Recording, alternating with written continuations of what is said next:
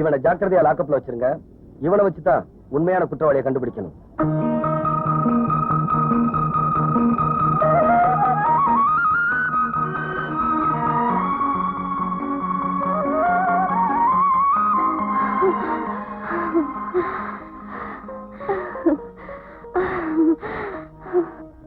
First class beautiful colour, ரொம்ப நல்லா இருக்கு.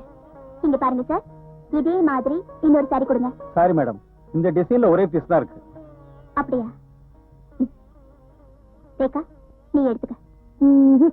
நீ தானே பணம் கொடுக்க போற, நீயே எடுத்துக்க.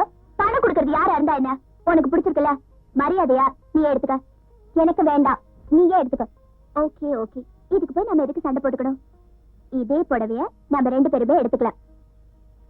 பிடிச்சுக்க. எதுக்கு பிடிச்சுக்கிட்டே சொல்ற? சிப்பா பிடி.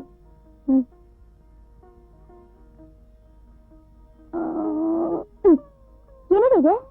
2 பேரும் தாவணியா கட்டிக்கலாம். என்ன சீதாத, ஆசைப்பட்டு எடுத்த, இப்படி பாதி பாதியா கிழிச்சிட்டியே. நீயும் ஆசைப்பட்டல, அதனாலதான்.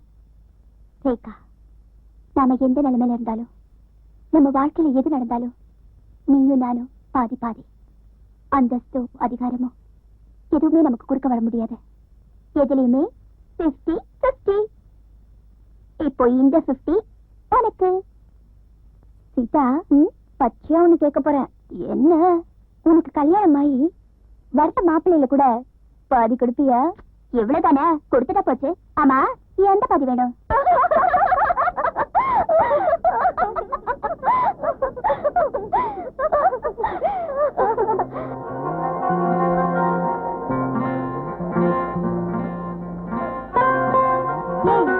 கழுத்துல என்ன தாலி?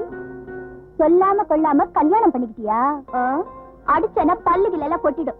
இன்விடேஷன் அனுப்பிச்ச, லெட்டர் எழுதுற, 10க்கு டெலிகிராம் வேற அனுப்பிச்ச, பதிலையே காணோம். இப்ப வந்து என்ன கேக்குறியா? எங்க மதுரைக்கா? அது சரி, நான் IPS லக்னோல எல்லாம் படிச்சிட்டு இருந்தேன், நீ மதுரைக்கு லெட்டர் போட்டிருக்க. ஆமா, கல்யாணம் எப்ப ஆச்சு? 2 வருஷம் ஆச்சு. குழந்தை? ஏஞ்சல் மாதிரி ஒரு அழகான குட்டி இருக்கா, 1 வருஷம் ஆச்சு. கல்யாணம் ஆகி 2 வருஷம் தான், குழந்தைக்கு 1.5 வருஷம். உன் புருஷன் ரொம்ப ஃபாஸ்ட். சரி, கொண்டு போங்க. Okay sir. இல்லையா? ஆமா, இப்பதான் ஞாபகத்துக்கு வருது. உன் புருஷன்ல கூட பாதி கொடுப்பேன்னு ப்ராமிஸ் பண்ணிருக்கியே. ஆமா, இப்ப என்ன பண்ண போற? பாதி என்ன பாதி, முழுசாவே எடுத்துக்க. என்னடி இப்படி அலையற? என்ன பண்றது, லோன்லியா இருக்கேனே. அது பாரு, அங்க ராஜனடி போட்டுட்டு வரல, அவர்தான் ஏன் ஆளு.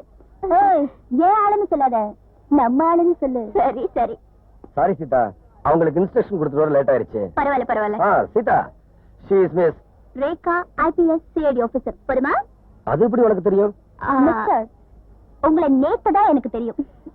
உங்க வைஃப் எனக்கு சின்ன வயசுல இருந்தே தெரியும். நாங்க 2 பேரும் 50-50. அதென்ன 50-50?